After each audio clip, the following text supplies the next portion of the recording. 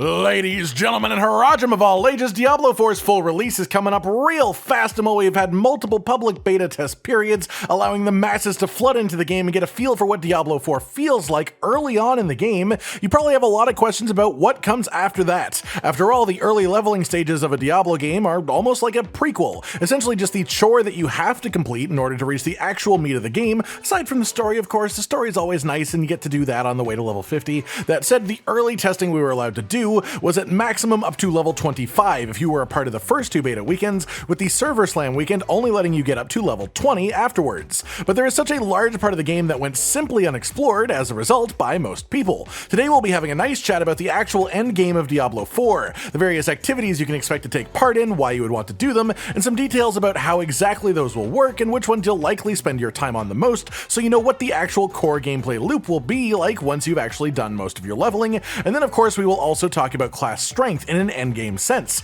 as up until now all of our class strength talks have been about their early power, their level 1 to 50 experience really. Of course in the long term that matters a lot less than the power of these classes closer to max level and beyond that in terms of gearing. That said, first let's talk about what the actual endgame activities themselves are going to be. First and foremost, we should probably start by talking about the Capstone Dungeons. To start off the game, you will have World Tier 1 and World Tier 2 unlocked, which are different early difficulty levels. But just like early levels don't mean much in the grand scheme of things, the same goes to early world tiers. World Tier 3 is where you'll start to get 100% bonus XP, so obviously you want to get there as quickly as possible. In World Tier 3, there is some more of the endgame mechanics that will actually start popping up too.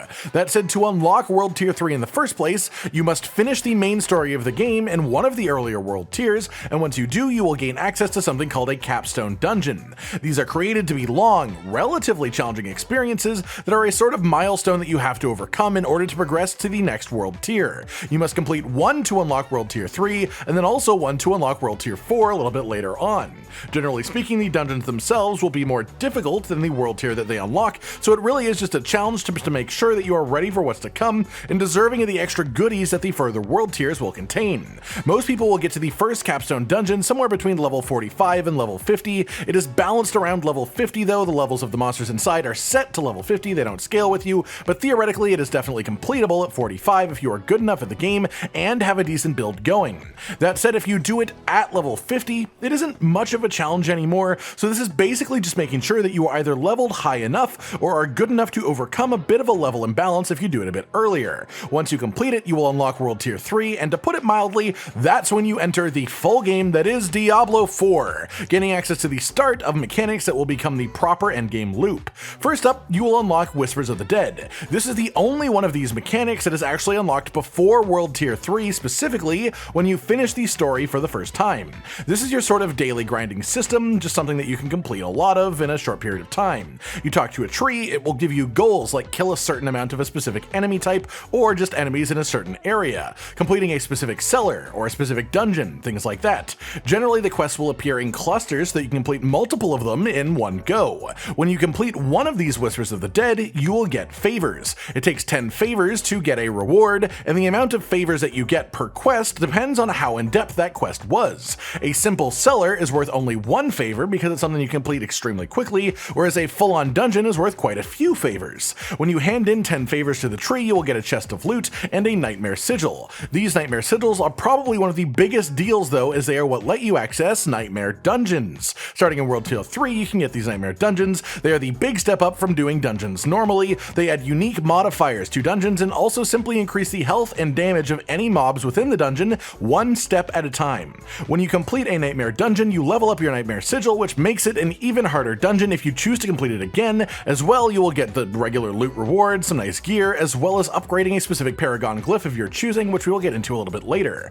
These Nightmare Sigils will keep upgrading, it will keep happening until you reach the point that the Nightmare Dungeon is simply too hard for you to do, but you can always come back to it later once you're a bit stronger, and generally, you will have more than one Nightmare Sigil too, so you can choose between them. As far as more specific details, each Nightmare Sigil can have major affixes that are just a constant part of your dungeon run, things like the Hell Portal as an example, which will just occasionally open a portal that floods out random monsters from various different zones, ones that aren't normally found within that dungeon. The longer that you take to destroy the portal, the more monsters you'll have to kill. Another thing is something like Stormvane's Wrath, which will pulse specific locations around you with lightning occasionally for big pops of damage and stun. If you are in its radius, radius, it will hit you and negatively affect you, but if you avoid it, it can instead be a boon to you by imparting the damage and stun onto any enemies that are within the circle instead. They also come with minor affixes. One of these will be a specific buff to a different part of your character, making it easier for the builds that happen to be specifically buffed by that part, as well as some more minor statistical buffs to the enemies, or things like making them explode when you kill them. It's also worth noting that there is a set number of deaths that you are allowed to have within a Nightmare Dungeon, which is decided by the sigil itself. The higher level that the Nightmare Sigil reaches, the lower the number of deaths you are allowed to have before it will just end. At their max level, a Nightmare Sigil will give a dungeon the equivalent of level 150 monsters, which is particularly notable as we as players can only reach level 100 ourselves, so it will take careful gearing and also very strong builds to be able to even have a shot at completing those types of challenges. The rewards, however, are notable, giving you upgrades to Paragon Glyphs, which are a part of the Paragon boards, which is essentially what replaces the skill tree system at level 50 and above, giving you access to more customizable choices for what you want to build to truly be as you level up at 100. On top of that, when you complete the Nightmare Dungeons, you can also get new Nightmare Sigils. If you don't like some of the Nightmare Sigils that you have, you can actually recycle them at a 4:1 ratio to get a brand new one, meaning if you have 4 Nightmare Sigils that you don't like, you don't want to do, you can send them away and get one that you didn't have before. For a lot of people, these Nightmare Dungeons will probably be the way that you spend the vast majority of your time with Diablo 4. Whether you do them solo or you get a group of friends together, this is the true near infinite endgame activity that you'll be doing on loop, the main one that you'll have available. You'll be trapped here forever. Really? Forever? Past this, there is also the Helltide system, which is a sort of major world event that will start to happen in World Tier 3 and above. A specific part of the map will be designated as a Helltide for about 1 hour at a time, before it will disappear and then eventually move to another location. During this time, the sky will turn red, all monsters in the area will get significantly buffed, and they'll have Helltide in front of their names to notify the fact that they are in a Helltide. Unique special events will take place within these, and monsters will drop a unique currency called Cinders. These Cinders are used to open the Helltide caches, which will be littered around the Helltide area while the event is taking place. Each cache has a set amount of Cinders required to open it and will give you a specific piece of gear. One cache could be labeled as a boots cache, guaranteed to give you a pair of boots. Another one could be an amulet cache, guaranteed to give you an amulet. And so this lets you target either specific pieces of gear in slots that you have that are weaker than you'd probably like, or target specific legendaries that only spawn in specific slots too. This is also probably the relevant time to bring up unique items and sacred items. Sacred items are essentially a piece of gear that is a much higher item level value than it is the level required to actually wear it. And the unique items are arguably even stronger than legendaries, but of a similar breed, and that they have special effects, but those effects are tied to that exact piece of gear that they drop on. You cannot move them around like legendary aspects, and they will only spawn on pieces of gear that are in the slot that they come on, the singular slot. So if you are searching for a specific piece of unique gear, then Helltide caches are great for that too. Past this, there are a few other things of note about Helltide. One is that certain enemies like the Butcher or various bosses are actually able to spawn just in the overworld during Helltide, so watch out for those, as if you die during the Helltide event, you will lose half of the Cinders that you've collected. On top of which, if you leave a Helltide area or if the event ends, you will lose all of the Cinders that are in your inventory, so you cannot stock up on Cinders in one Helltide, then go bring it to a different Helltide later on. Your rewards from Helltide can only be gained while you're doing the activity itself within the 1 hour window, by seeking out the chest that I mentioned before. On top of this, there is a unique crafting material that comes from Helltide, which is the Fiend Rose. These are the items that you can use to modify specific stats or enhance legendary equipment. You don't really get these anywhere else, so this makes the Helltide specifically important for optimizing your powerful gear. Then finally, for actual activities, is the Fields of Hatred, which is the main PvP system within the game. There are a couple of these areas around the game which are labeled as Fields of Hatred, and the second that you enter them, PvP will be turned on.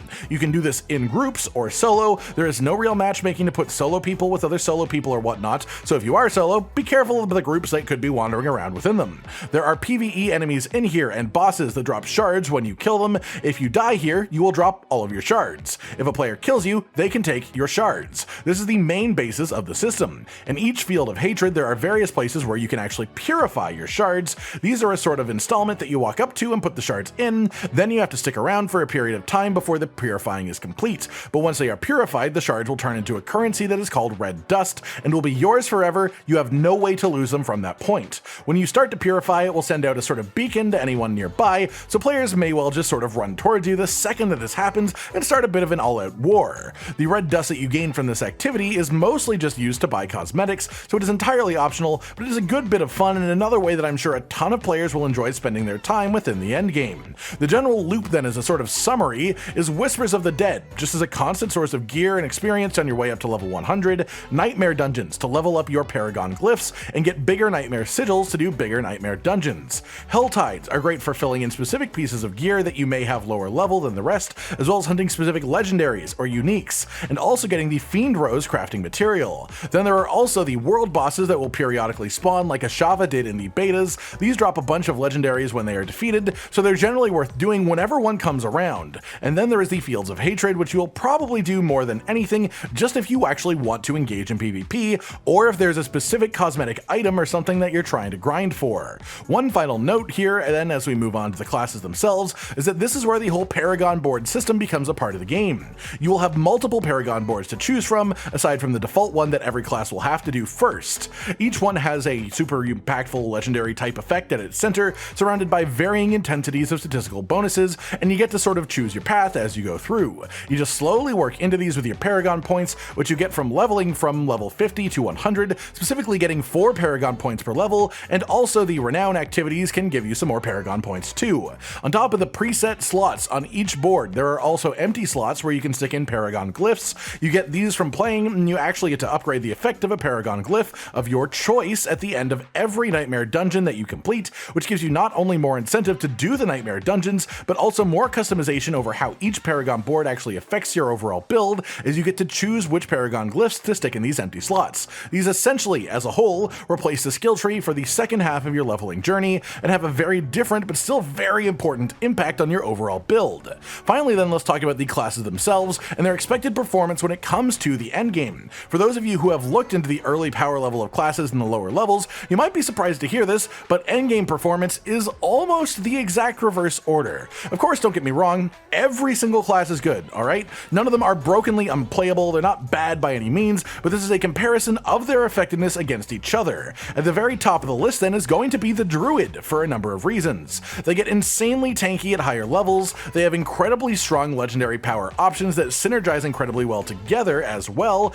as the unique items that are available too. More than anything, they have an incredible amount of variety within the class. Druids arguably have the most different available types of builds that you can use, and so you can switch depending on what you need to a certain extent once you have everything unlocked. They can go ultra tanky melee fighter to squishy ranged caster, and pretty much anything that you can dream of in between those two. And all of these options have tons of legendaries to back them up too in wonderful synergistic ways. Second up on the list then, I would say, is Barbarian. The biggest reason for this is the Arsenal system's base mechanic of letting the Barbarian have 4 weapons equipped at the same time. 2 of those are going to be two-handed weapons as well. The reason this matters so much is that you get the stats of every one of these weapons, and also the legendary or unique powers of all of the weapons are active at the same time, which means that Barbarian has at a minimum 2 more gear slots than any other class, which is 2 more loads of stats to add to your total, and 2 more legendary or unique powers to synergize into your build than any other class gets, especially as many offensive legendaries are twice as effective on two-handed weapons,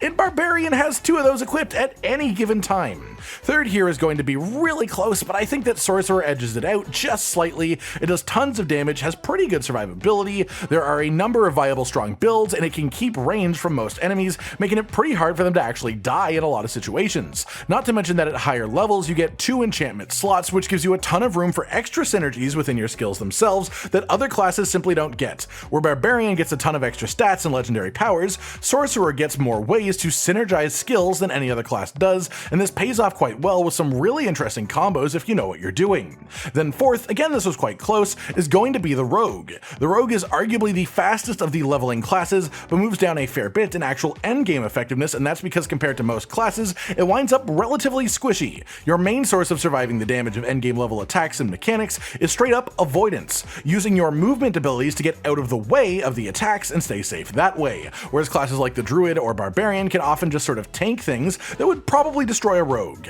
That said, however, the Rogue can get to a point where it deals insane amounts of damage, so if you are good enough at positioning to avoid dying in the first place, you will still get a lot of stuff done quite quickly. You just have a harder time accomplishing this than the 3 classes I've ranked above. above it. Honestly, it's not that Rogue's potential is low, it's that in the hands of most players you will struggle to apply your massive amounts of damage without dying more often than the other classes, and thus reaching that potential is a lot harder. Then in last place I'm going to be sticking Necromancer. They are still great, don't get me wrong, I plan on playing a Necromancer. Again, none of these classes are straight up bad at the game. This is just a comparison against each other. The main reason for this is that the power of your minions diminishes pretty hard as you get further into the game. They are great early on, and in the mid-game especially as you take the right skills and get legendaries to buff them, but in proper endgame content, where you're doing things like nightmare dungeons with enemies inside that can be scaled up to a maximum level of 150, your minions will fold like a piece of paper. Yes, you can also instead choose to sacrifice your minions instead of that situation,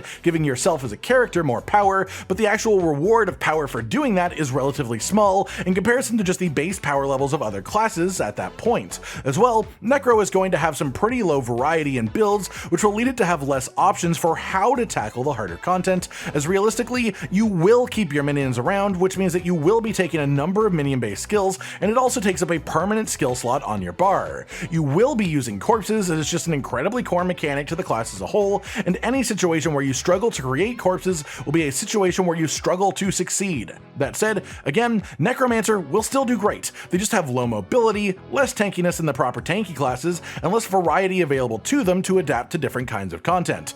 And that's it for today then, everyone. I hope you've enjoyed and learned something from this roundup of the endgame loop and general activities for Diablo 4 ahead of its upcoming release, and if you are someone who really cares about playing the best class in the game over playing the one that you enjoy the most, or I guess if you simply enjoy playing the class that is technically the best, I hope these rankings and explanations have helped you understand the strengths and weaknesses of each one in the long run as well. Like if you like the video, subscribe and hit the notification bell for more, and most importantly, ladies and gentlemen, until next time, stay sweet. Josh, Cotton, and Hollow with the videos, dropping the humor like a hammer on your tippy toes, bringing entertainment on a daily arrangement to take our insanity and turn it into entertainment. Yes, I said entertainment twice, to reiterate that it is nice to look into your faces on a mostly daily basis when you let us in your homes to make the whole world a stage. Goodbye.